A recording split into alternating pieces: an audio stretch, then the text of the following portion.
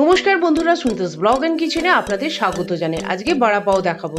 তার জন্য প্রথমে আমরা আলু সেদ্ধ করে নিই, ভালো করে মেখে নেবো। এবার চিলি ফ্লেক্স, ভাজা ধনে গুঁড়ো, ভাজা জিরে গুঁড়ো, গোলমরিচ গুঁড়ো,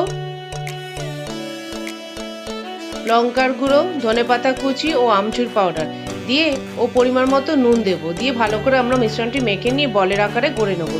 এবার বেগুনি যেরকম আমরা ব্যাটারগুলি বেসন দিই সেভাবে ব্যাটারগুলি নিয়ে এবার বড়াগুলি ডুবিয়ে আমরা ডুবো তেলে লাল করে ভেজে তুলে নেবো।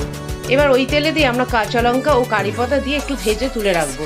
এবার চাটুতে বাটার দিয়ে আমরা পাওগুলো ভালো করে সেঁকে নেবো। নিয়ে ধনেপাতা ও কাঁচা লঙ্কা ও পুদিনা পাতা একটি চাটনি তৈরি করে গেছি, এটা একদিকে দেবো, একদিকে টমেটো সস দেবো। দিয়ে ওপর দিয়ে একটু গান পাউডার দেবো, বা এখানে আপনারা পাওভাজি মশলাও দিতে পারেন। ও বড়াগুলি দিয়ে আমরা সার্ভ করে দেবো। বন্ধুরা, ভিডিওটি ভালো লাগলে ইউটিউবে দেখলে সাবস্ক্রাইব করে রাখবেন ও ফেসবুকে দেখলে ফলো করে রাখবেন। অবশ্যই একটা লাইক দেবেন। ধন্যবাদ।